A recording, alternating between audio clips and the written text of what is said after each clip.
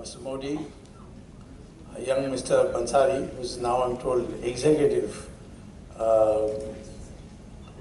vice president, and Mr. Jagdish Sethi, general secretary of the Virat Hindustan Sangam. I must say in the beginning that when I was heading to this place, I never thought that there would be a university with this kind of infrastructure. So compliments to you, Mr. Bansari. And Northeast is such an important area, and in the future is going to be an area of major strategic importance for India. That here to have a university of this world-class standard when it comes to infrastructure is a great contribution to the national integrity of our country, also in the national security of our country. I was originally intending to be a professor and nothing more. And I had academic qualifications which entitled me to be a professor anywhere in the world. But I came back to India after spending almost a decade at Harvard, and came back with the conviction that India would be once again a global power, a global economic power, a global intellectual power, global scientific power, global in all dimensions. And that time no one was willing to even think that was possible. Our growth rates were the growth rates that had been achieved since 1947, and when the year 1970, when I came back, was only 3.5% per year. And the talk of India being a global power was considered as an extremist nationalist position with no realism. I wrote a book after returning called Indian Economic Planning and Alternative Approach, where I said the India's growth is being stunted because we have followed the Soviet economic model, which is unsuited to India. And what we need is a market economy, not laissez-faire or capitalism, but market economy where the government plays a role mostly as an umpire and not as a participant. And I said, if we do that, then we can grow at 10% per year instead of 3.5% per year. And there was a revolt, mostly from those who were friends of the Soviet Union, and those days there were a lot of them. And Mrs. Gandhi was one of them. I had just become professor of economics and at the IIT, as well, already into teaching for 3 years. When Mrs. Gandhi took up my book in Parliament and read out the excerpts of what we could do if we gave up socialism and adopted market economy. And she said, what is this man? Is he some kind of Santa Claus that is handing out this and handing out that? How can such a man be a professor in a government financed institution? She asked this question. Now, of course, she made me famous India-wide, because nobody knew me before that. And the next day, the IIT gave me a letter that you're no more professor at the IIT. They gave me it at 5:15 saying, effective from 5 p.m., you're no more professor. So I went to the IIT director and said, how can you dismiss a permanent full professor like this? It's unheard of. He said, I got orders from the top. There's only one way you can challenge this, and that is in the courts. So I went to courts. But do you know how slow courts are? It took me 22 years to win the case. And I won in 1991. That's why when the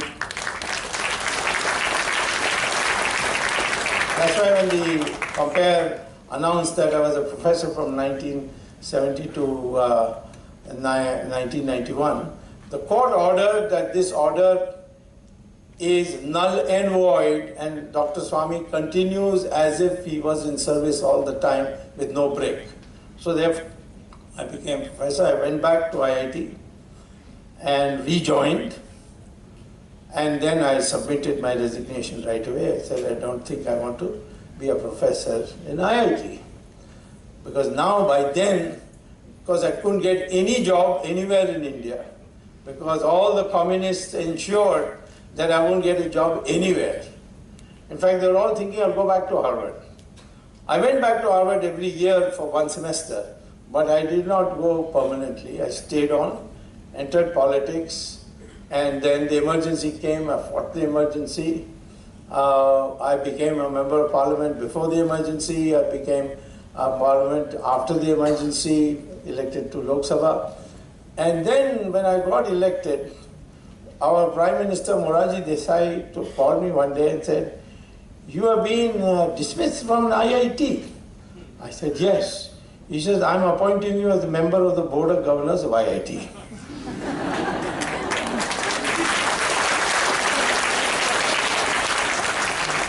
So I told him, how can I sit with those people who threw me out?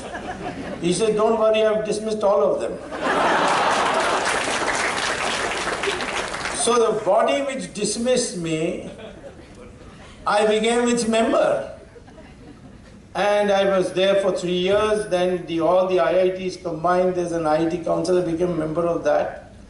But I did not use my influence to get back my professorship. I said, no, I'll fight it in court. Because I knew by then I had become a well-known politician because of my activities during the emergency. And there was no question now going back to academics, it was meaningless. So I decided that I'll fight the case. Why? The longer it takes, the more is the back pay I will get. So in 1991 I said, give me back my back pay. So the IIT said that, first they said hee-haw and all that, but ultimately they had to agree that they owed me money.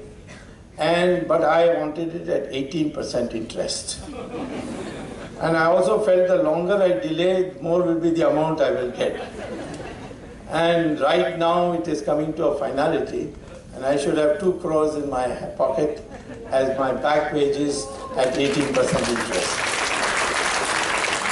Maybe I'll invest it in your university.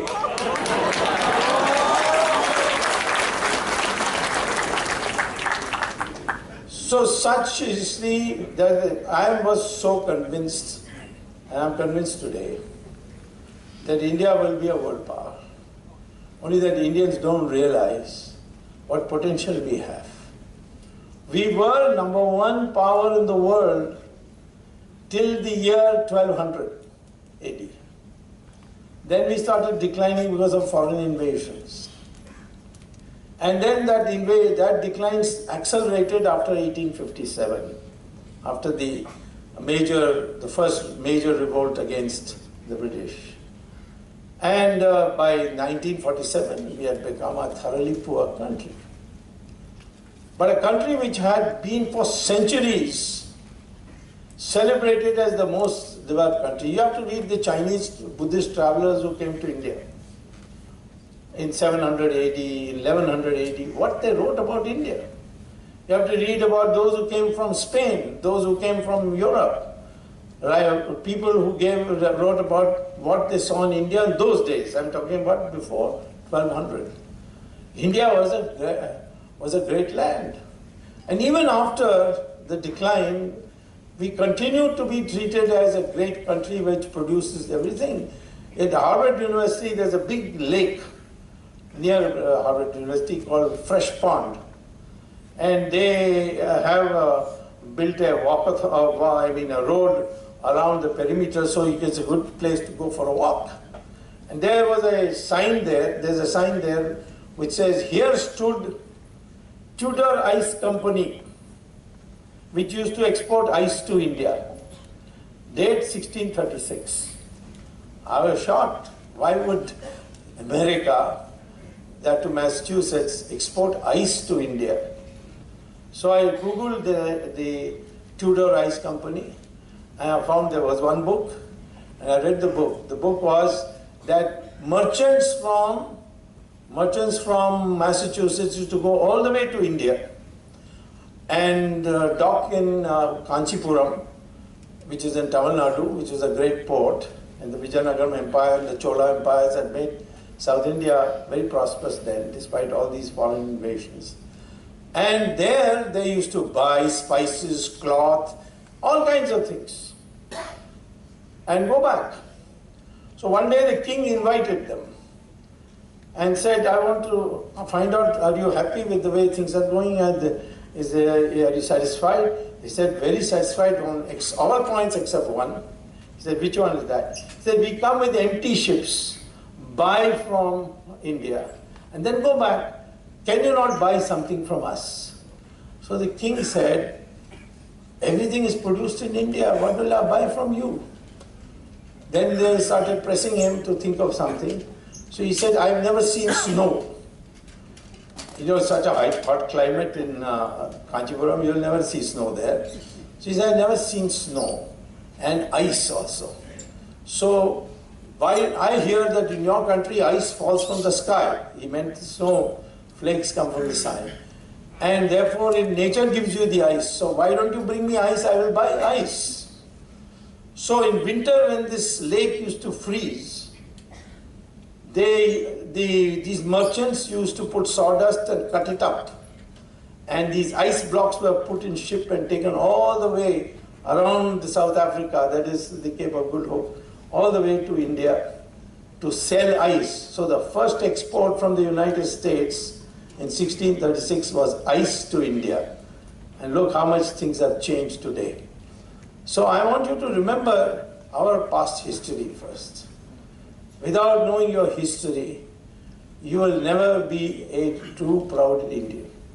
Because there was a systematic attempt after the British came to rewrite the history, which is not true, which is false.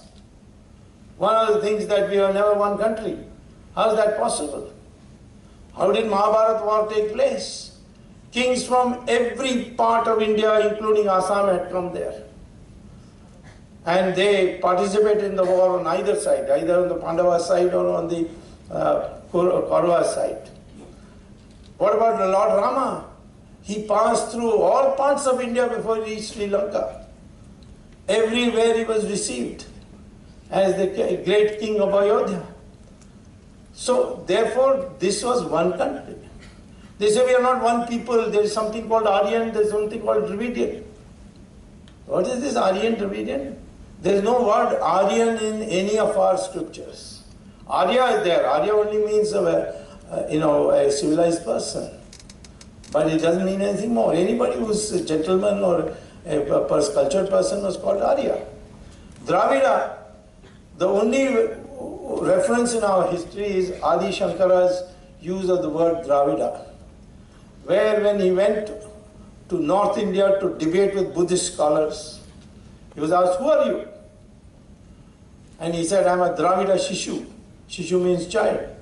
Dravida means what? He said, Travid, where the three oceans meet. South India was the word Dravida. But what the English historians say, and probably your history books, I don't know whether they have been revised yet or not, but what they must be saying is that first Dravidians used to rule India, and then Aryans came from Khyber Pass, beat the hell out of the Dravidians and drove them south. And India has two communities, Aryans and Dravidians. Total utter rubbish. Similarly, India always got beaten by whoever came from abroad. Not true. We kept fighting till we won. We fought first the Islamic invaders, then we fought the British, who were the mostly Christian missionaries in disguise. And what a fight. And is there any other place which put up a better fight than us? Iran was ruled by the Zoroastrians. Islam conquered Iran. It was called Persia in those days. And in 15 years, they converted into 100% Muslim country. Iraq, which was Babylon and Mesopotamia, 17 years they converted into 100% Muslim. Egypt was converted in 21 years. Europe was converted to Christianity in 50 years. But here, from 1200 on to 1800, 600 years plus 200 years of the British, they ruled here, but you are still 82% Hindu. What does that mean? That the people of India never accepted these foreign invaders and fought and fought. And that's why 82%. I'm giving you this background because if you're going to be a great economy, you better be also a great person. Person with that kind of, mindset. It's no use having everything and not having a mindset. In a circus, there'll be 5 lions, very well fed. And one thin ringmaster will come into the cage, close the door, and start ordering these lions, climb up. They'll all climb up on the table. Open your mouth, they'll all open their mouth. Then he'll put his head in each one of them.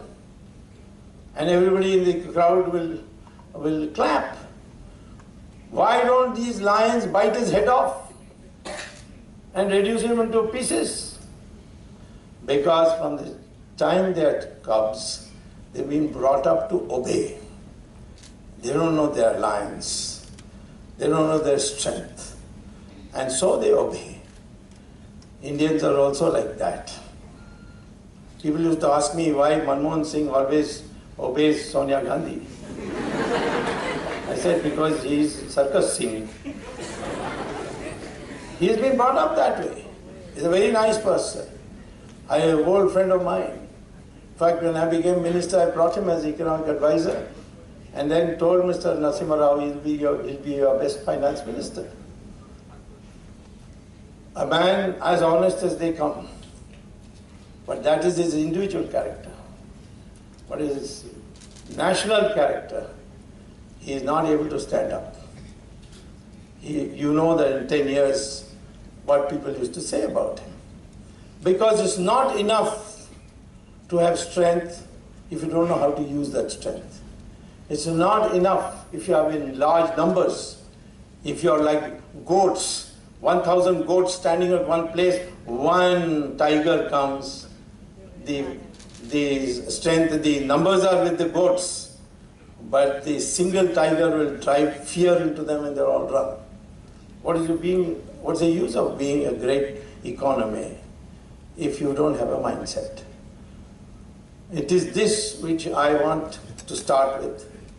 That today I can tell you as an economist, we can easily in 10 years overtake all countries except United States, and the United States we can overtake in 50 years if we do things right. Recently, the Prime Minister from the Red Fort, he said we are now the 6th largest economy.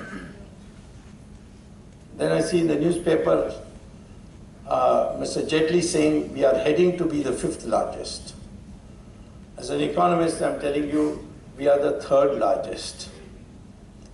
How can the Prime Minister make such a mistake? How can the Finance Minister make such a mistake? Because both are not economists and they don't know how GDP is calculated. The 6th largest in the world, we say, when we convert our GDP by the exchange rate. That is fallacious. Because tomorrow the exchange rate falls, that means your GDP will go down. Yesterday, say 5 years ago, the exchange rate was 50, and today is 70. So does it mean that if today I calculate, I divide the GDP in rupees by 70 rupees and get dollars, is the same thing as dividing by 50 rupees? So economists have devised something called purchasing power parity.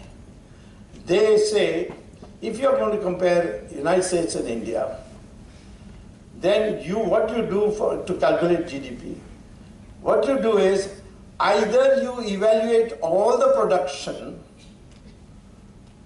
at the United States prices for both India and United States, or by Indian prices for both India and United States. Your university tuition fees, compare it to United States, what a difference. Does it mean that your education is less than what the Americans get? That's not true. Especially in top universities, take IITs, which have an established reputation. I'm sure you people will also be soon in that same league. Therefore, I take a haircut. How much does a haircut cost in America? Ordinary barber shop, hairdresser's shop. One ordinary hair costs $7,100 multiplied by 70, 7,000 rupees. Do you have to pay 7,000 rupees for a haircut in a five-star hotel today? So haircuts have to be therefore evaluated in American prices or Indian prices for both countries. So when you do that, India becomes number 3. Number 1 is United States, number 2 is China, number 3 is India. And if India grows at 10% per year for just 10 years, we will overtake China. Or China collapses, then it becomes easier. That's a negative theory. China can collapse. Their economy is in a very brittle shape. But we must now aim for growing at 10% per year. What does that need? It needs that our rate of savings should be 35% of GDP, or rate of investment, let me say, adding what comes from abroad. Rate of investment should be 35%. And the efficiency in the use of capital should be 3.5. That's called capital output ratio. So 35 divided by 3.5 is 10. And so that's 10% growth rate. That's the rule of thumb. So if you become more efficient, then you get your capital output ratio declines to 3, then 35 divided by 3 is 12, more than 12%, almost 12% per year. So is it possible? Of course, we are already having rate of savings of 35%. It was 35% 2 years ago, but after demonetization and all, it has come down to 29%. And we can, by adequate new policies, bring it back to 35%. Because Indians are great savers. And it can be done by a number of ways. So, our basic strength, we'll have to exploit in a way that you can grow at 10% per year for 10 years. You will become you will become number 2 in the world. And some more things to be done, which I'll explain just now. In another 30 years, we can overtake the United States. Indians are already overtaking in a lot of places in the United States. Somebody has become head of Google, somebody has become Microsoft. Indians are all over the place. And one of these days, an Indian may become the president of the United States. Then we can think of the United States merging into India or something like that. Now, therefore, first remember, we were a global power. And this power was not just in one small period or the other. It lasted right up to 1200, and then we started declining. Your state of Assam was ruled for 600 years by Ahom dynasty, there was Thai people who came, they married here, they became Hindus, they created a Hindu kingdom. And 6 times the Mughals to cross into Southeast Asia and Burma and other places. They came here, they were beaten. Is there any recognition of this in the history books of India? No reference. The Vijayanagara Empire, founded in Karnataka, lasted for 350 years. And its territory was Karnataka, Tamil Nadu, Andhra, all the way up to the borders of Bengal. 600 years they lasted.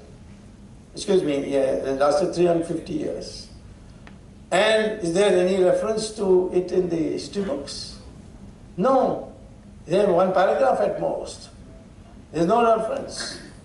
But Mughals lasted from Akbar to Aurangzeb 150 years. Is there any reference to it in the textbook? Of course. Each is one chapter. One chapter for Babur, one chapter for Humayun, one chapter for Akbar, then Jahangir, then Shah Jahan, Aurangzeb.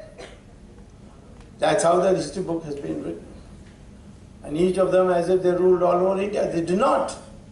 They faced it. Aurangzeb went south to conquer the south and died there because he was defeated. Everywhere there was fighting. Not recorded in our history. There was Rana Pratap, then there was Shivaji, then the Vijayanagam people, and then of course the Cholas and Pandyas of Tamil Nadu, right all the way up to Assam. And then later on, Rani Jhansi, Guru Gobind Singh, Guru Gobind Singh broke the back of the Mughals. And then the Marathas took over. But then the Marathas had become very enfeebled because they had been fighting for so many years. And that's the time the British came with superior weapons. And the battle that took place, which today is being celebrated by Naxalite groups as if it is their battle. And that battle, the British defeated the Marathas, and that's how it ended. So, and then of course again this started. Rani Jhansi started it, and then after that, Aurobindo, Bankim Chatterjee, all these great saints got into the picture. Then Mahatma Gandhi came. We fought, and ultimately the British had to leave. And because they left India, they had to leave Africa, they had to leave other places. This is the spirit you should have. We must become a global economic power. That will must be there. All the other things are in place. We have, today everybody says agriculture is like this, agriculture is like that. It's potentially the most favorable sector for you if you properly utilize it. Today in our country, we can grow 3 crops a year. Because 3 seasons. Because all 24 months of the year, you get sunshine, you get, you're free from snow, the winter is not extreme, and so you can grow 3 crops. You only grow in 25% of the land, you grow more than 1 crop. United States, 5 months of the year you can't do any agriculture because snow is falling. Same thing in Europe. Same thing with 3/4 of China.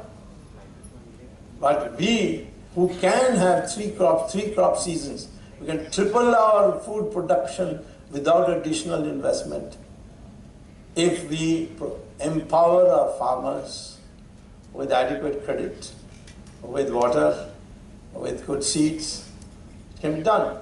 When we empower 10% of the farmers with a package, 1965, Lal Bahadur Shastri created this. In 10 years, we became self-sufficient in food grains. We used to beg for food from the United States, PL 480. But within 10 years, we began exporting rice. We began exporting wheat. Because only 10% of the farmers got a package, which included water, pesticides, seeds, etc. And that was called Green Revolution. We have 150 million cows in our country. And this is Bos Indicus breed. Somebody said in Northeast they eat cows. They don't eat our cows. They eat something called Bos Taurus. That you can eat as much as you want. I have no problem. But Bos Indicus is a special cow.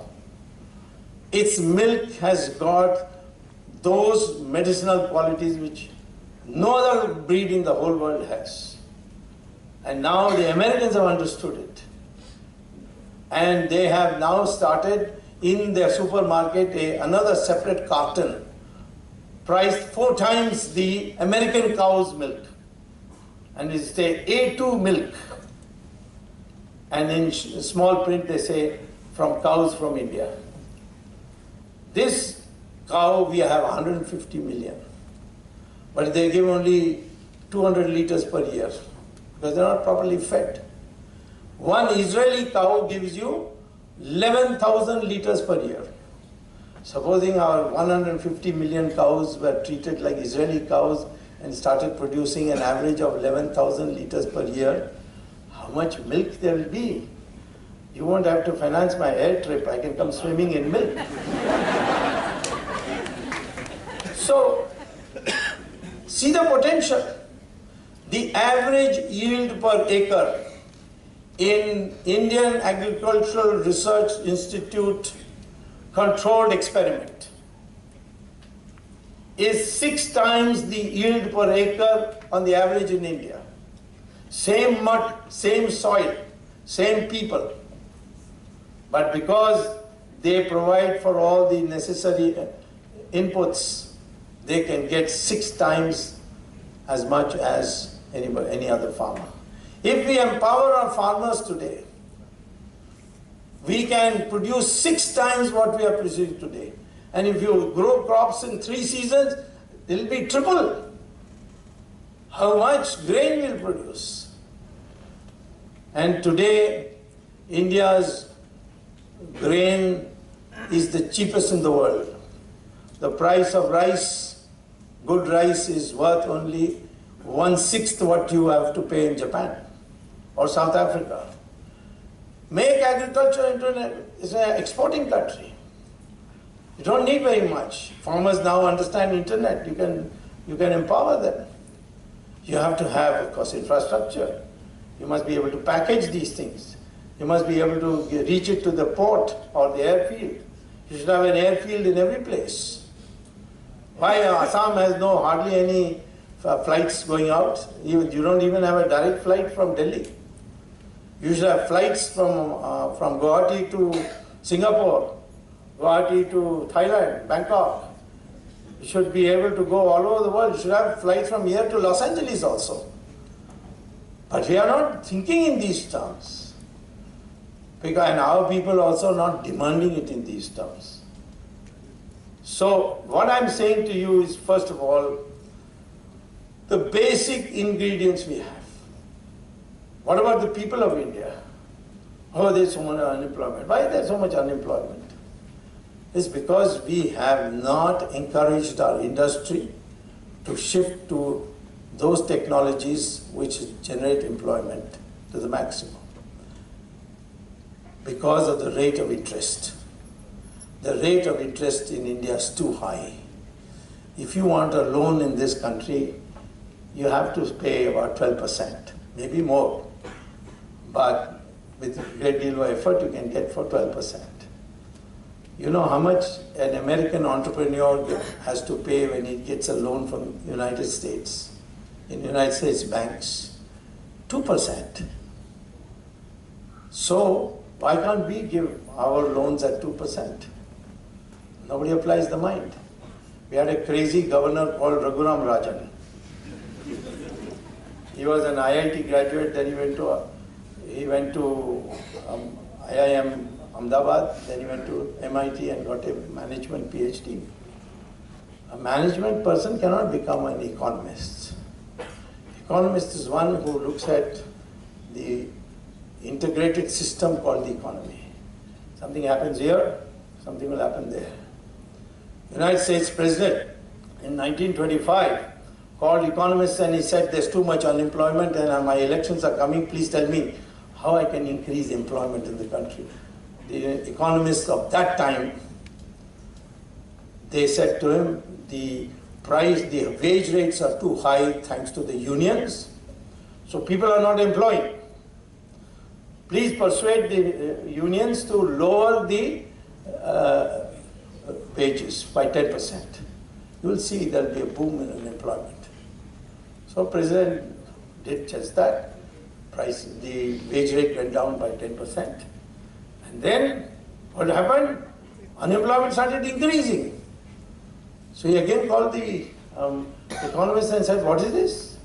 They said, you see, what happened is that when you lowered the wages, the purchasing power of the workers also had gone down, so the demand had gone down. Because demand had gone down, therefore industries on the margin all collapsed, and therefore there is more employment.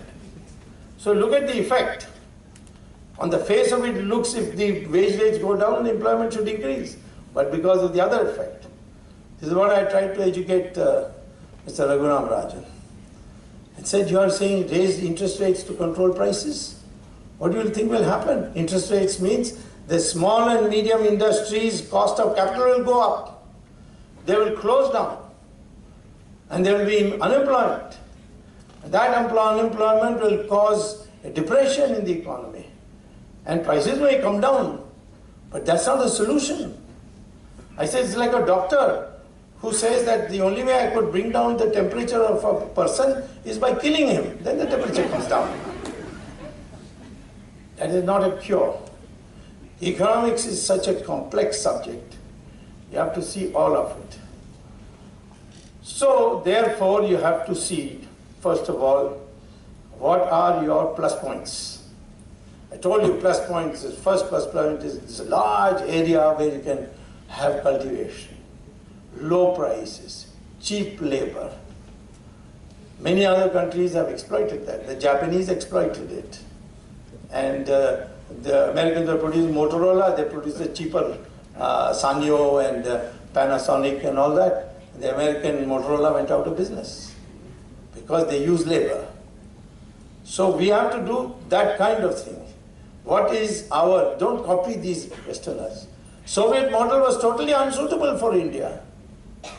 Jawaharlal Nehru applied it, and the country was in disaster. The growth rate was 3.5%.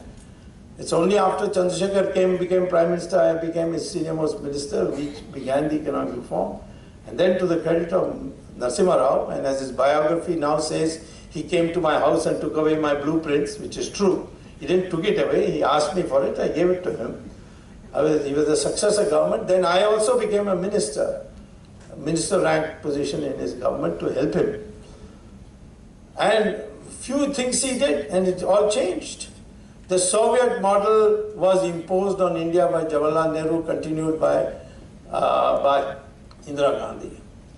And what is the Soviet model? Extract resources from agriculture and use it in industry. It was okay for Soviet Union up to a point because the Tsars had created an agricultural revolution. So they had resources, so that could be extracted. But Stalin did too much of it. And so agriculture collapsed also. But we don't even have that luxury. The British had completely bled our agriculture because 1857 was supported by the farmers. And the British decided to take revenge, and they created the system of zamindari, which completely sucked the blood out of the farmers. And by 1947, we were completely poor. Where is the person extracting resources from agriculture to finance industrialization, which Jawaharlal Nehru did? What is this Soviet Union? Communists used to tell me Soviet Union is heaven. I said, why? I said, there's no unemployment there, there's no inflation there, and there's no poverty there. Now, of course, nobody can go to Soviet Union and check this. But one day I told one of their leading communists, now there is no Soviet Union also. Because it is broken into 16 countries today. People go to East Germany, which is now merged with West Germany, and see what a difference there is between a market economy of West Germany and a communist country of East Germany. Same thing with North Korea and South Korea. So, therefore, what is the focus we should have? Focus we should have is first consult economic theory. Economics is a very technical subject now. It is now being it's given a status of in the West of Nobel Prize, and in our system also Chanakya had given it a very high status. It's a very complex subject. Every economy moves to a higher plane due to innovations. we should be concentrating on innovations. Why, I'll tell you in a minute. If you put on more capital, more labor, then what happens is that you enter what is called as the law of diminishing returns. You have to not go along a curve. You have to jump curves. And the only way to jump curves is by innovation. Previously you used to walk, then came bullock carts, after that came buggies, and finally the aeroplane. And now soon the rockets will come. So every innovation transforms the value of the money you put in as investment. And what are these innovations that we need today? We need innovations which can we, in this country, can we produce the kind of innovations that the Americans are producing every day? They produce something new. They brought this internet. It's a wonder. The Americans who discovered it.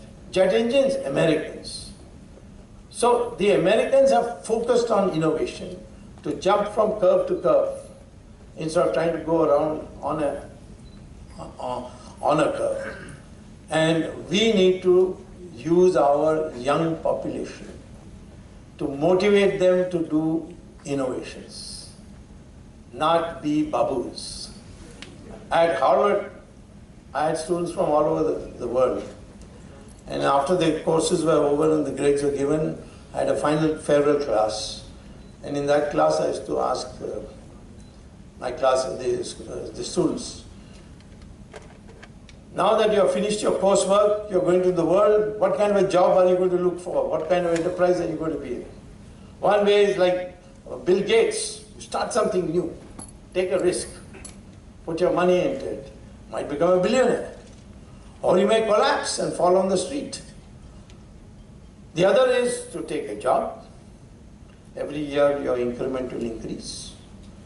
Your salary, you work till 60 or 65. You get your pension and provident fund, and then you buy a house and watch television for the rest of your life. This is the other, but it's very, very secure, guaranteed life, safe. The other one is risky. 99% of the American students used to tell me, please tell us what's the probability we will fail. Then we will tell you which job we want, which alternative we will choose. That's fair enough. If it's a very high risk, they may not be. So that is the correct question to ask. Whereas the Indian students in my class, 100% said they prefer the second kind of job, regular salary, 5% increase every year, provident fund, gratuity, and then retirement fund, all this. So I asked the Indian students, why this? Not even one of you wants to do what Bill Gates did.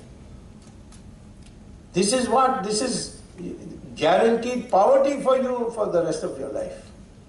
So the one Indian student said to me, but it is guaranteed, that's important. So even poverty, if it is guaranteed, you are for it. This is the mindset. People are fearful of taking risk. When I was a professor at IIT, people told me, go and apologize to Indira Gandhi. You are at the age of 28, you become a full professor, you will be there so many years, so much gratuity, so much pension. But I said, no, I'll face the music. They thought I'll go back abroad. Didn't. Mrs. Gandhi got help from me in the emergency. And then when she returned back, Rajiv Gandhi became a friend of mine. So one day he said, now listen, you must have tea with my mother. So he took me to meet her. And the first thing she said to me is, we should work together. I said, no, I can't work with you because you put 140,000 people in jail. So she said, well, you see, there was circumstances. I said, no circumstances. But she said, okay, let it be in the past. I said, no, there's no question of past. As far as your son is concerned, I'm good friends with him. He was not involved. But then I asked her, why did you do it? And she said, in this country only post matters. And therefore all these demonstrations went to that I would have to resign and go. And that I could not do, so therefore did it. This is Indian mentality. You get a post, then you don't want to leave it. You want to try anything new. That has to go. Please develop a concept. I want to do such and such thing. Consult people, consult your parents, consult everybody else. But ultimately don't get into this rut. We want Indians who innovate. Innovate what? Today, Karnataka and Tamil Nadu are fighting for lack of water. There's not enough water in Kaveri. Every time there's a fight. And they go to Supreme Court and all that. Why should Tamil Nadu bother about this Kaveri water at all? There is an ocean there. Desalinate sea water, like the Israelis are doing, like the Saudi Arabians are doing, like even some Indians are doing. The Kalpakam nuclear project, the colony was denied water by the municipality saying we don't have enough water. So they set up a desalination plant, and the only place in the whole of Tamil Nadu where residents get 24 hours a day water, filtered water on their tap is in the Kalpakam residential colony, because they did put a desalination plant. In Jamnagar, there is a Reliance polyester company, and there the local, Jamnagar municipality said, we can't give water for your factory, it is consuming too much water, we don't have water. So they put up a desalination plant. And today, not only for the factory they are producing water, but the municipality of Jamnagar is buying from Reliance to give water to the citizens of Jamnagar. You put desalination plants all along the coast of Tamil Nadu, you will have so much water that you can even pump some of it in the reverse direction of Kaveri and flood the whole of Karnataka also. So when the Tamils, these Tamil left-wing types, when I go to Madras, they will ask me, what is your stand on Kaveri? Now if I take a stand pro-Tamil Nadu, Karnataka will be unhappy. If I take a Karnataka stand, then these people will make propaganda of it. So I always answer the question by asking, do you want water or you want Kaveri water? If you want water, I will desalinate water for you and give you as much water as you want. If you want Kaveri water, I am not going to help you. Why are two countries, two states which are the same people fighting like this? Same thing, 60% of the world's thorium is available on the sands of Tamil Nadu and Kerala. If you can convert this thorium into usable uranium for nuclear reactors, you can have enough electricity for the whole country plus our neighbors. But we don't use it. No other country has so much thorium deposit. And uranium is going out of stock very soon. In another 30, 40 years, there will be no uranium.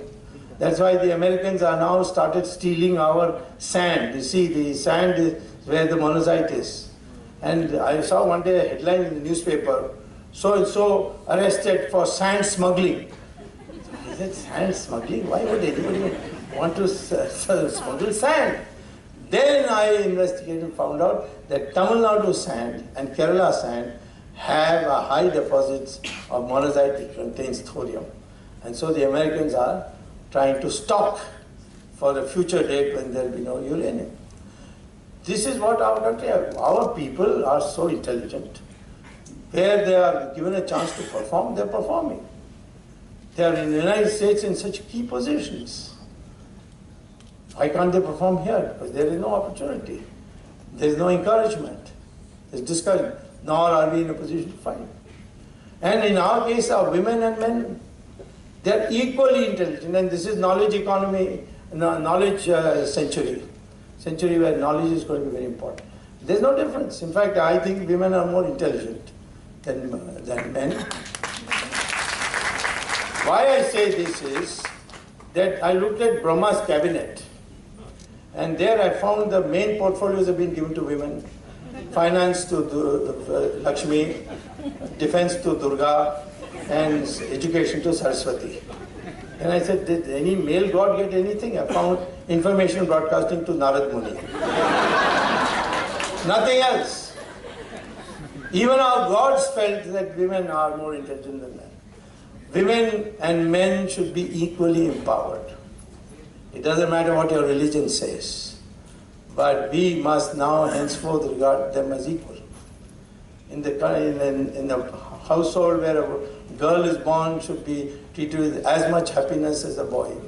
Today in the 21st century, there is no problem at all. Whatever hangover of the past today we are suffering from, that will be corrected. But women must stand up and fight for their rights. And I would say the men should also stand up and fight for rights. All the boys here should take a vow that under no circumstances they will ask for dowry. Make that pledge and you see what a difference it comes to our society. If you want to be part of a great nation, don't fall prey to what the Western world is infusing in you. Alcohol, total poison. I've never touched a drop in my life. I never missed it. Don't touch it. In the long run, it's poison. Drugs. So many other things. And these are the ways to weaken your society. The British weakened Chinese by taking opium from India and selling it in China to capture them. The same thing is today being done. Many of the things which are being brought in here is this. They take this debate on homosexuality. Nobody says that a homosexual should be discriminated against. He should not be given a job. He should not be able to compete with others on equal basis. But you can't celebrate it. And there's this great push that somehow decriminalizing. What do you mean by decriminalizing? No policeman can enter your bedroom and find out what you're doing. So where is the question of decriminalizing? Yes, if you went in a park and you may show a display of it. Because homosexuality is a genetic flaw in your system. And I don't know when they'll find a cure for it. We should make sure that they are not discriminated. But you can't say it is choice, like the Americans are telling us every day. It's choice. It can be either with a woman or a person of your same sex. These are all ways of brainwashing you to become weak. A nation must be strong, and that means the brain, the mindset, and that you have to see. Today, one of the reasons why we are so inefficient is corruption. Corruption is a terrible thing. And corruption is happening at all levels, in the highest levels down to the lowest levels. It is therefore wastage of resources. In sophisticated wording, it's called the transaction costs in economics has gone up because of corruption. But corruption has all kinds of other effects. First of all, you get substandard products. The richest city in India is Bombay or Mumbai. But it has the maximum number of potholes on the road. You mean you can't build a road?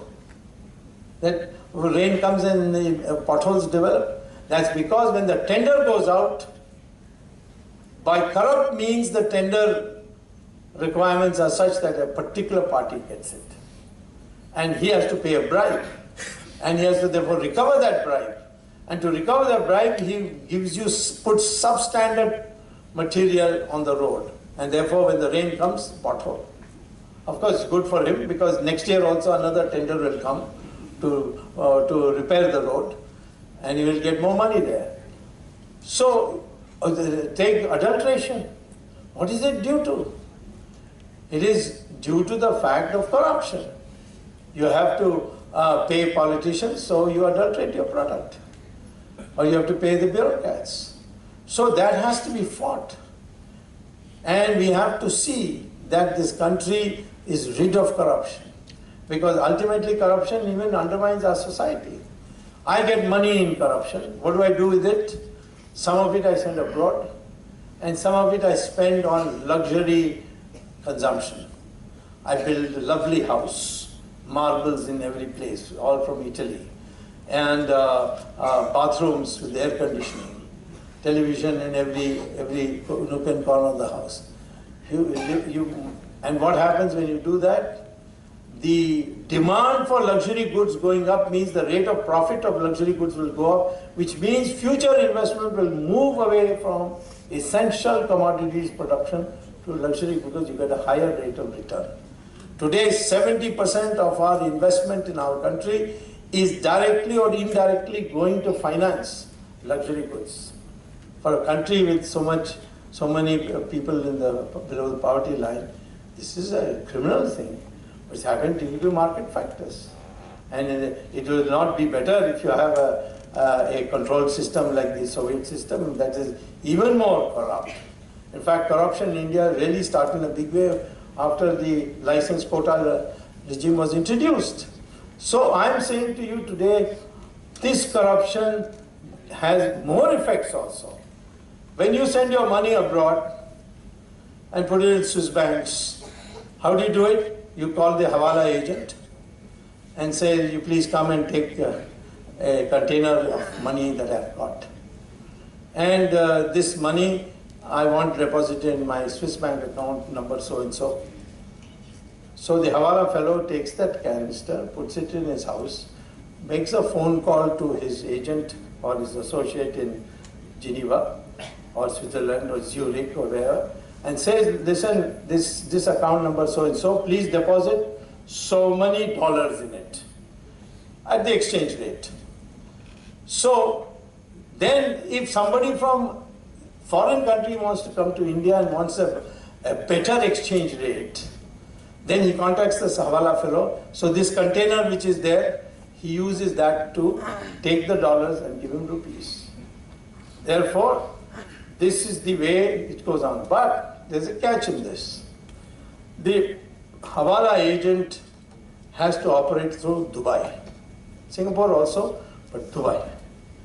Dubai means that the Hawala agent cannot function unless he is in good terms with the ISI of Pakistan, which is there in big numbers along with Dawood Ibrahim.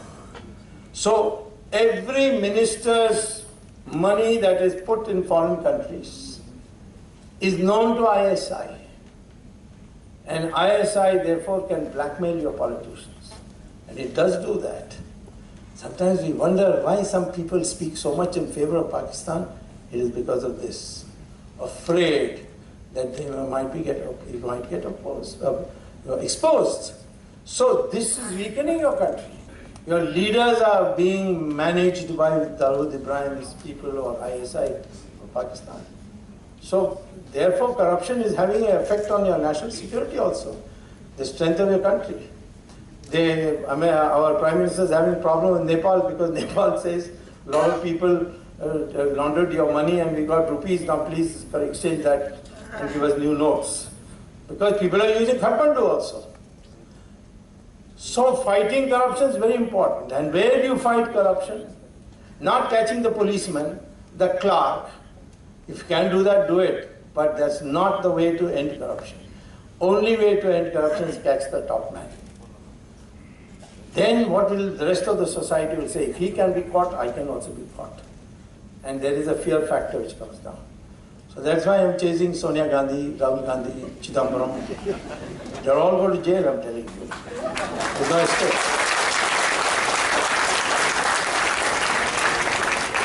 They are all presently out on bail, and that's why Modi says Congress is a bail gadi. Bail gadi. Not bail gadi, but bail gadi.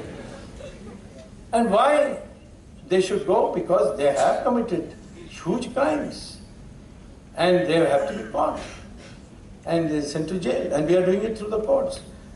They make allegations against the BJP. Oh, Rafale you have taken. Then why don't you file a case like I have filed against Sonia Gandhi and Rahul Gandhi? Let them go to Patiala House Court and file a complaint saying that Mr. Narendra Modi and Mr. Jaitley have taken so much money in Rafale and we want a case. They can't do it because they have no proof. Whereas I have proof. And therefore Sonia Gandhi is on bail. And now the trial is going to start. Chidambaram is on bail. Trial is going to start. They're all going. There's only one problem, that is in the Tihar jail, which I've told many people. The poor Tihar jail jailer, he is known to me, one day told me, Swami Sahib, you please think of this problem. First you sent Kandimuri and Raja, and they came and said, give us masala dosa. Our jail manual only has aloo puri, and now Baruchi can only make aloo puri, he doesn't know idli dosa, but now I have put him on training. And now please don't send any more madrasis, you see, because there's a problem for me. I said, what happens if I send someone who wants pizza and ravioli? That is also going to happen. Because Malia, you see what Malia has done is, he's told the British courts, the Indian jails are hopeless. Now they are going to make all 5-star, it's going to be called Tihar Vihar in India. So fighting corruption is number one. I am telling you, let us fail economically, but a political party which wipes out corruption, that should be preferred by this country as a first priority. And second, I would say, a party or an ideology which unites the Indians, saying that we are one people, we are not Aryans, Dravidians, we are not Brahmins and scheduled castes. Separate. We are all one people, one DNA. By the DNA of a Brahmin and a scheduled caste is the same. It is there in the Journal of Genetics published by the Cambridge University, University of Mysore, and Houston University. And Muslims' DNA is the same as mine. Which means what? That their ancestors are Hindus. One day I had a debate with OIC. He was saying, we are distinct people. I said, you're not. Come with me to the Hyderabad microbiological laboratory. I'll show you your DNA and my DNA is the same. He has not accepted the challenge yet. This separateness that has been created. We are arguing. They may say that we are intolerant and all that. But what we are arguing is that we are one people. And men and women are equal in terms of brain power. There may be a difference in physical power that is irrelevant today in the 21st century.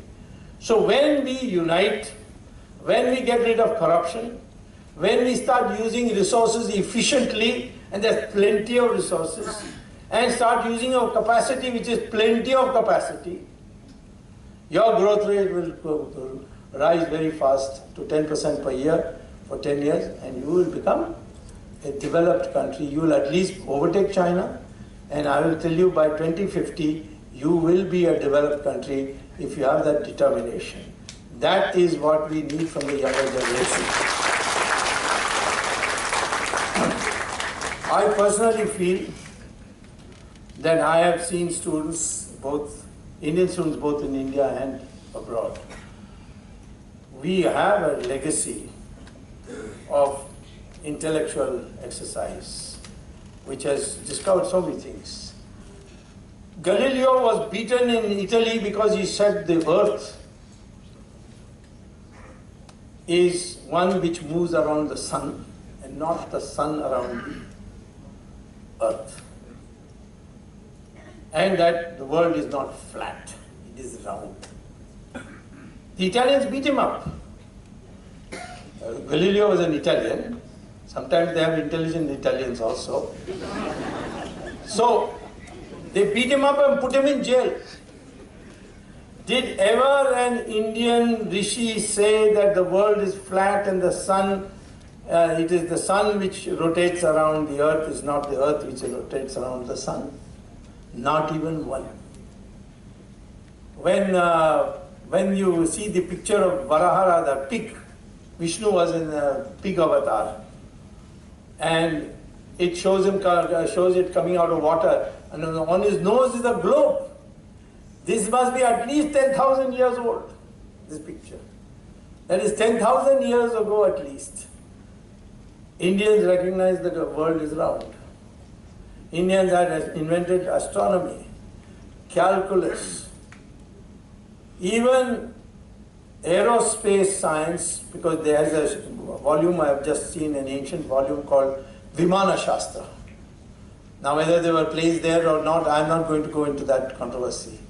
But I looked at this Vimana Shastra to find out which fuel aeroplane as conceived by our ancient sadhus and sannyasis will use. And in that manual it says that the fuel will be mercury. I asked an aeronautical engineer, is it possible for mercury to be a fuel for the aeroplane? He said, well, in the future, yes. Why? Because one drop of mercury is equal to 10 barrels of oil. That much energy it generates. But we don't know how to convert it into a fuel. So that means our seers knew about it. We knew all this astrology. Ours is based on knowledge of astronomy. So this is the legacy. Be proud of it and start thinking. And therefore, what you must do is think anew, think with risk.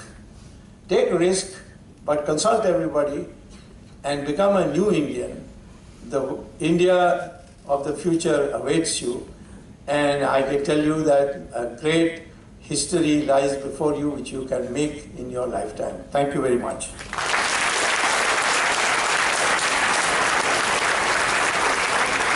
Thank you, sir, for that beautiful sharing of information from your vast ocean of knowledge. We now move on to the question-answer round.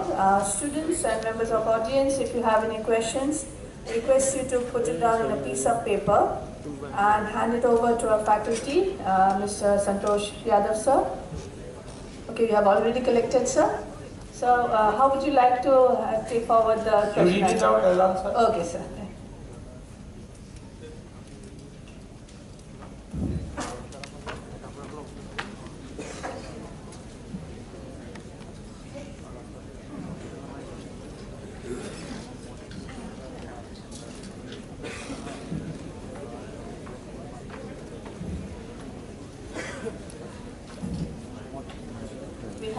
Got almost 35 to 40 questions, but since time won't permit us so many, so I'm just taking a few from the top randomly. Yep. The first question by Raghav Agarwal, a student of BCom. As an economist, where do you see Northeast India in 10 years and which industry section will help achieve that goal? Well, first of all, Northeast and particularly Assam is not short of water. It is strategically located in the edges of Southeast Asia, which are growing countries, growing economies. It's a neighbor of China. And what it needs is a focus to build infrastructure in Assam and to connectivity. And you should make sure that every MP of yours works for this. I've been trying very hard to see that a direct flight from Delhi to Tezpur comes, and I've been assured that this will come very soon. But I'd like to see direct flights from here, both freight and passenger, from here to Colombo, here to Singapore, from here to Vietnam, Jakarta. These are all places which are very pro-Indian, and they are ready to receive Indian goods. And therefore, the Assam can easily become a hub of activity if the proper focus is given. So far, we have not given focus. We have just neglected Assam for years and years. And now the time has come, because you now have some dynamic leaders also in the new government, and they should be persuaded to work with your chambers of commerce and your intellectuals and see that Assam can make progress, and can. Every state which was thought was a dead, a common case, like Chhattisgarh or Uttarakhand and Himachal, Haryana, they have all blossomed because there was one person who took this focus to develop the necessary infrastructure and to see that the connectivity is built. That is what Assam is. So you've got a tremendous history, 600 years of Ahom dynasty. And I don't think that any part of India can boast of this. But there's no celebration. Nobody even knows that there's something called Ahom dynasty. I told somebody one day in Delhi, do you know what the Ahom dynasty did? He said, wo kya hai? Kaun sa desh ka hai? So, you know, that kind of ignorance, thanks to this British-induced education we are having, you should now aggressively project an Assam personality. Thank you, sir. Rahul, I hope you have got the answer to your query. So we have a question related to the banking and the foreign exchange that you have spoken. The question goes as such. Sir, as per newspaper reports, around 99% of the demonetized currency has been deposited with banks. Does it imply that demonetization was a wrong decision? The name of the student is, of course, not mentioned here, so we do not know. Well, you want an honest answer or a spin? Demonetization was a disaster.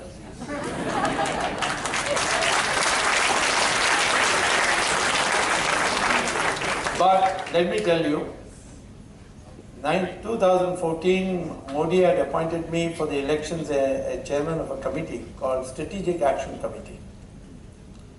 And this question, whether demonetization should be considered, was put to my committee. I was chairman of it. And we said, yes, it's a desirable thing, provided two things are done. One, all the present 100 rupee notes, the amount that is there in circulation, you must print new 100 rupee notes 6 times that amount. That's one. And the reason, of course, is that then no one will have to stand in line, because everybody will get their 100 rupee note equivalent of 1,000 rupees and 500 rupees. Second, I said, don't ask anyone to deposit anything in any bank. Tell everybody, whatever cash you have, you put it in your own account. And the government will take away 15% of it as its tax. You can withdraw 25% of it as new notes in different denominations. And the remaining 60% will be kept in fixed deposit for 5 years. Now, what happened is, they didn't have these 600, enough notes, new notes, so there was a long queue. Second, they printed, I think, new 200 rupee notes or 500 rupee notes, but they were of a different size. No, they printed a 2,000 rupee note in place of a 1,000 rupee note. And that was a different size, so it couldn't fit into the ATMs. So there was no use. People had to come to the bank, long queues. Then what happened is, the bank official, he told everybody informally through his touts that give me 20% of your money and I'll give you new notes for the remaining 80%. Now, if you had adopted my second part of my scheme, namely that government takes away 15% and you can withdraw your 25%, then there would have been none of this situation. Everybody would have known what is the total amount of money that is coming, because these bank accounts were told. Now what is it? It has come as black money converted into more black money.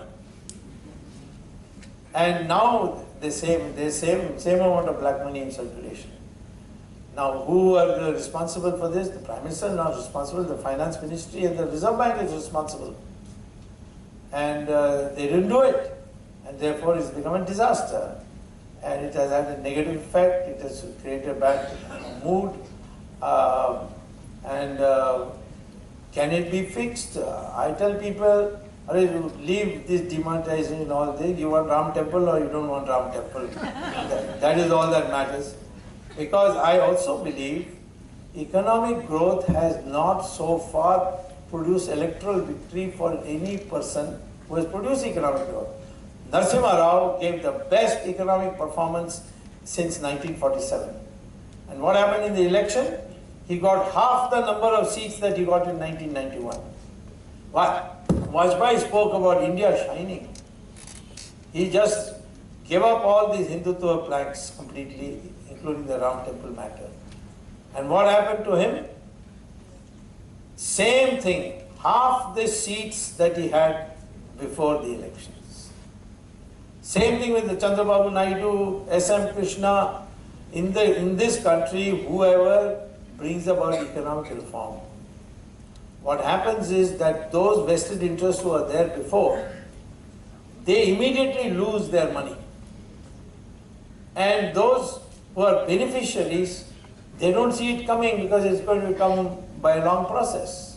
So when Narasimha Rao abolished quotas and licenses, all these touts who used to get licenses and quotas by their influence through the party and give it to industrialists for a price, they all immediately lost their livelihood. And they began campaigning against Narasimha Rao. Narasimha Rao did nothing where the public immediately sees change coming. That's why I'm suggesting abolish income tax. Immediately everybody will feel it. The middle class will be so happy. They say, what will you do with all the income tax inspectors?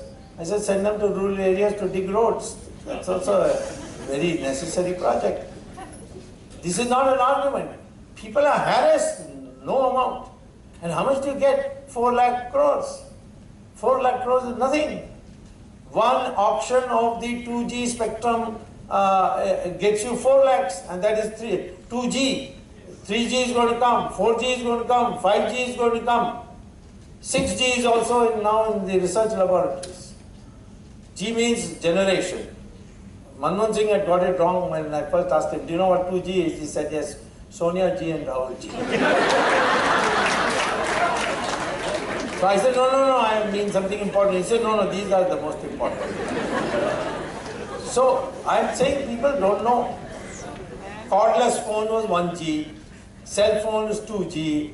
When you start sending photographs, videos and so on, it becomes 3G. When you start sending bulky documents, it becomes 4G. So each of these, the radio waves, they have a higher frequency. As it has more and more higher frequencies, more information can go. And all these can be auctioned. If you auction coal, we have not yet auctioned coal. If you auction coal, you get 11 lakh crores. If you bring the money that is settled abroad, which so far Mr. Jaitley is not allowed any of us to bring it from abroad, it is 120 crores, lakh crores. That means what? 30 times the income tax revenue of today.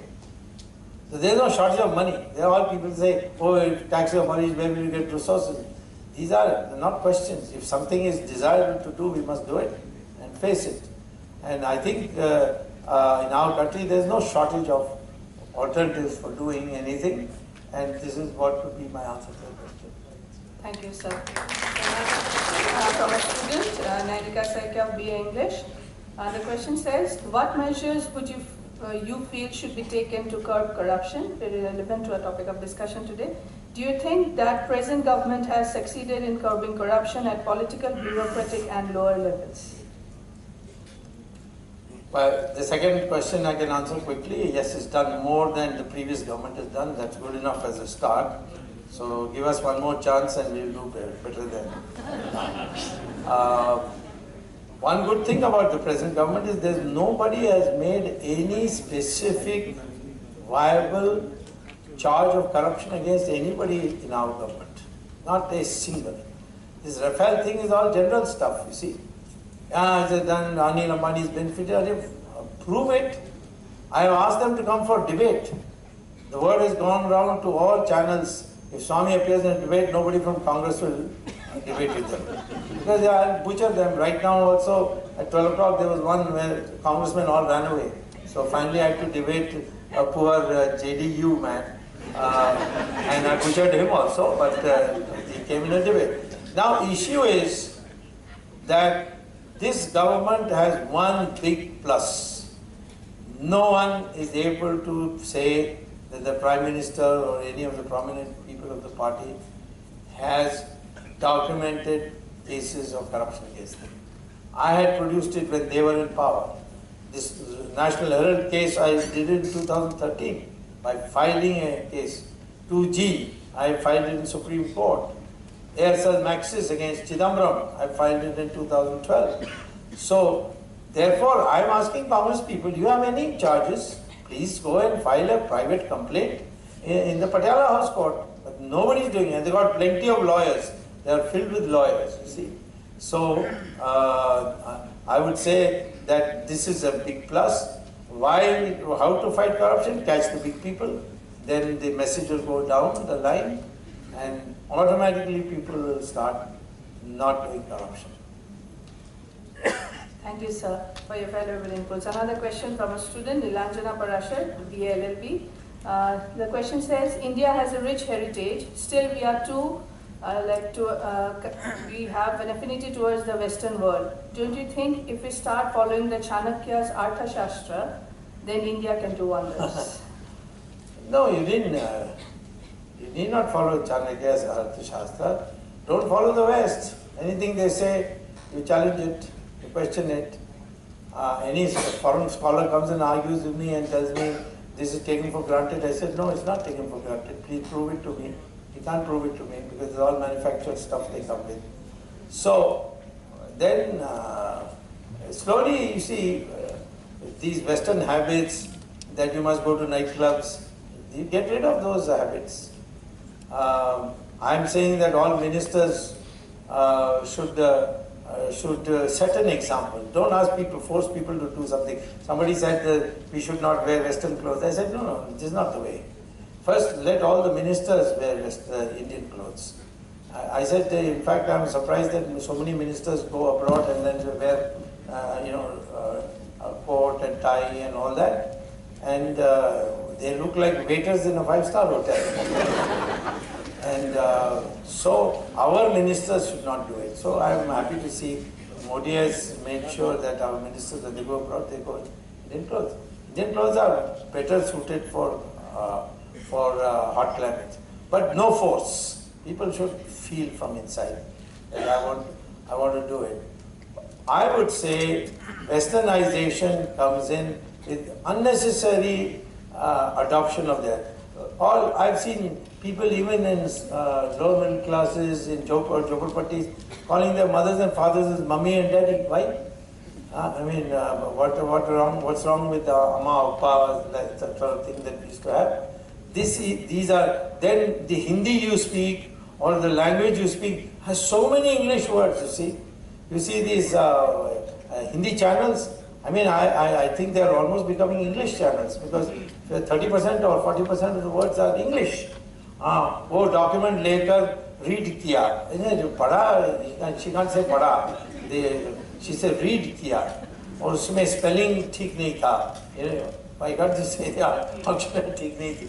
So I am saying these little things you should start doing it.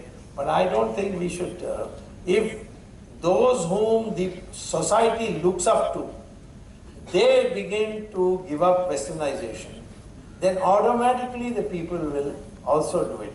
That is the way to do it, and not by forcing people or making them feel small or saying that you are become material. This kind of thing I am not in favor.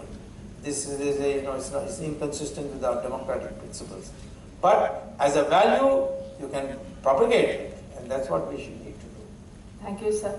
And sir, please let me know when you would like to end the question and answer session. I'm a professor, I can go on and on. The students are the ones who should be decide. You can make two questions. I think we're getting close to 1 o'clock. Yes, sir. Yeah. A question that has come. 1 o'clock, okay. You go on asking till 1 o'clock. Question that has come related to the land of Assam. So the student wants to know your views regarding the implementation of NRC. Will this solve the problem of immigration in Assam? This is by Nitisha of BLLB, third semester.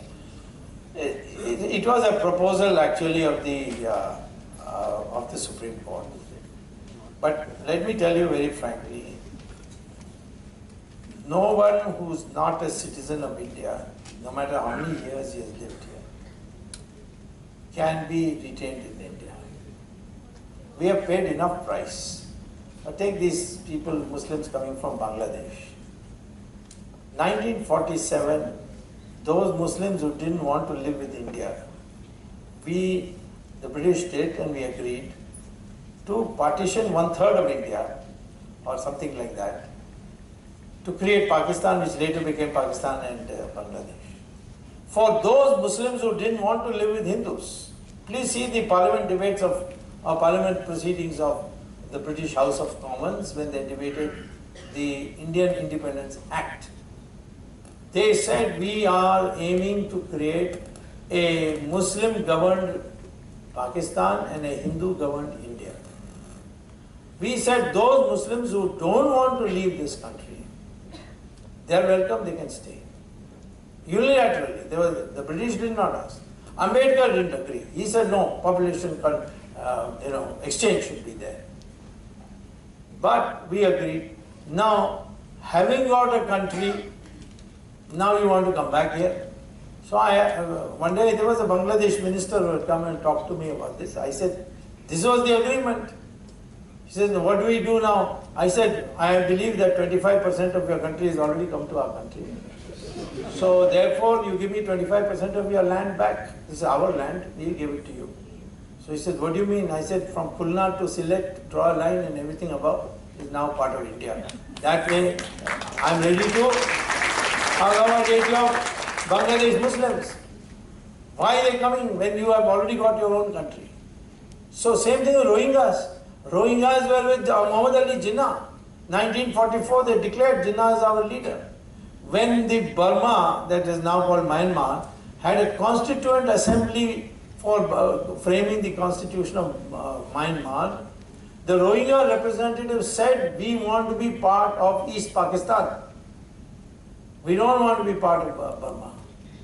Now suddenly they come here and we say, oh, human rights and so on. What is human rights? I don't understand this dual standard of the West in using this human rights handle. We cannot now have anybody from outside who, yes, somebody has come for political, like that Taslima, what Taslima? She wants to come, no problem. Tariq Fateh wants to come, no problem. They are suffering. They are being targeted. But somebody comes here to get a better life, then why did you go in the first place there? Or that the government saying that we have failed, they should give us land. I think we are very clear. We will make sure, step by step, that those who are not citizens of India, of course, there is a problem that, the registry must be accurate and all, but we therefore should provide, we have provisions for appeal and all that. But those who cannot show that they have been citizens of India by documentation, they have to be sent out. Thank you, sir, for your views. A student from BA Economics, Namrata Nandi, wants to know your viewpoints on holding Lok Sabha and Vidhan Sabha polls together. Yeah. We can hold Lok Sabha and Vidhan Sabha polls together, but the Election Commission doesn't have so many electronic voting machines. That is the only reason we are not holding. And this fixed tenure for 5 years, that is more tough. Because supposing a government loses majority and nobody else can form a government, then what do? It happened with Vajpayee in 1999. The government fell, lost by 1 vote, and no other party could form an alternative government. So elections are declared. Now you suggest a solution for this. So there are many issues to be cleared as far as the 5-year fixed tenure rule is there. But both the Rajya Sabha, the Lok Sabha and the Vidhan Sabha being held together, that can only be possible if you solve this problem I told you about what to do in case a government falls and there is no one else who is able to form a government. Then what do? You continue for 5 years without a majority. That's not possible.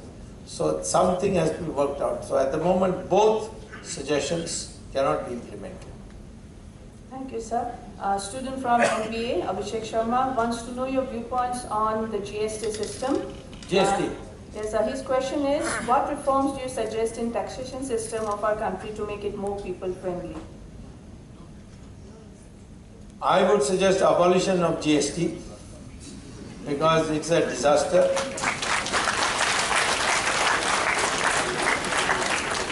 I had in Parliament said that this GSTN, which very few people know about, is the cyber brain of GST. What is GST? That you collect central government instead of state government. Previously it was state governments. Now central government, by amendment to the Constitution, will collect all these taxes. And will collect tax at only one place and only once. Then it will deposit it in GSTN, Goods and Service Tax Network, where there are 6 or 7 parties. And then this GSTN by a computer program will distribute it to the states. Why?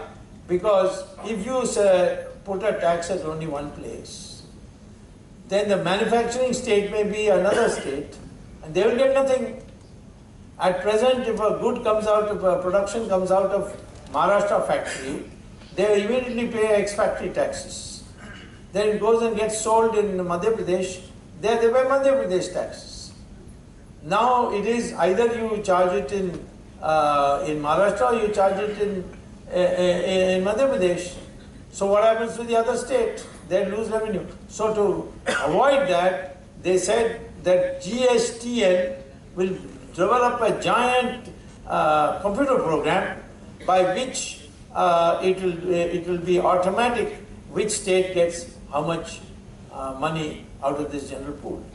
Now this GSTN was an idea of Mr. Chidambaram, and you know Mr. Chidambaram is a crooked mind, he's a crook and a crooked mind, and he created GSTN as a private limited company, not government company, in which the government of India and the states of India have minority shares. And majority shares are with HDFC, ICICI, and such two other private companies. Now all the money is going to be put in HDFC and ICICI and then distributed to all the states. But the computer program is given to Infosys and Infosys says, we can't produce it. We can't produce this program. So right now, all the money that was collected has now been in the bank accounts of HDFC and ICICI, and they have been giving short-term loans of 10 days, 15 days out of that money and making lots and lots of money. And HDFC is owned by foreign shareholders. How much, what percentage? 75%. ICICI, foreign shareholders, 76%. Why can't we have Indian banks? So that demand now the Prime Minister has accepted and he has nationalized GSTN. But the problem is still not solved. What about the computer program? So all these export and import wallahs, they're getting none of their remissions. People are not getting what they are supposed to get. So there is utter chaos. We are not prepared for it. No country, very few countries of the world using GSTN. And this is a Congress program. I don't know why we adopted it. There is no need. What I would suggest, abolish income tax, reduce all indirect taxes to 21 commodities, because these 21 commodities give you 90% of the indirect tax, and not on any of the others. There are 4,786 commodities on which they are putting tax. Remove all that. Keep it only for 21. Simplification, incentive is the only way to drive India. If you get smart and try to force people, our people are very intelligent, they will find some other way to evade it and do what they want to do. Don't force people to become crooked. In fact, create incentives for them to be honest, and this country will become the most honest country in the world. Thank you, sir. We'll take one last question, because most of the questions that have come are fine. Almost have been addressed during your time is over. So we have? Yes. Okay. Thank you so much, sir. So can we take one last question? Yes. Okay. One last question that is related to our human resource, the population and the country. Innovation will help us to shift to higher tiers of GDP growth, higher per capita, but rising population is eating into rising per capita as well. Shouldn't we think of check on population, or is it that larger population will have larger economy? If you educate your population and keep them healthy, they will produce more than they consume. That's the law. And I'm telling you, automatically people are lowering their number of children they're producing. Even educated Muslims have a lower number of children than uneducated Muslims. Kerala Muslims have a smaller family size than UP Hindus, because UP Hindus are poorer than the Kerala Muslims. So as economic development takes place and people think that by educating their children they will be doing much better, people have started reducing the number of the family size. Our birth rates are going down. Hindus are going down faster because we are in economically better position. The Muslim is going slower. Of course, another factor is there, this infiltration from outside. That stops. Then it's all these are manageable issues. And population is not only a liability in terms of what you provide for them, but also an asset from the point of view of what they create for you. And on balance, the asset is much more than the liability. Let's not commit the mistake of the Chinese who are regretting that they have adopted one child per family thing and rigorously implemented it. Today they have a much higher, older population than we do. Our population average age is 26 years. Average age of the Chinese is 35. Average age of Americans is 37. Average age of the Europeans is 46. Average age of the Japanese is 50. This young crowd is the one that's going to produce the innovation. So let us treat this as an asset to be developed and develop it fast. Thank you, sir, for the valuable time that you have devoted for us today here at Royal Global University and giving us such an enriching experience. Sir, thank you for helping us understand our beautiful India, infused with your intellectual humor, mythology, history, and so many viewpoints. Thank you very much, sir, making it a great, great learning experience for all of us. I also thank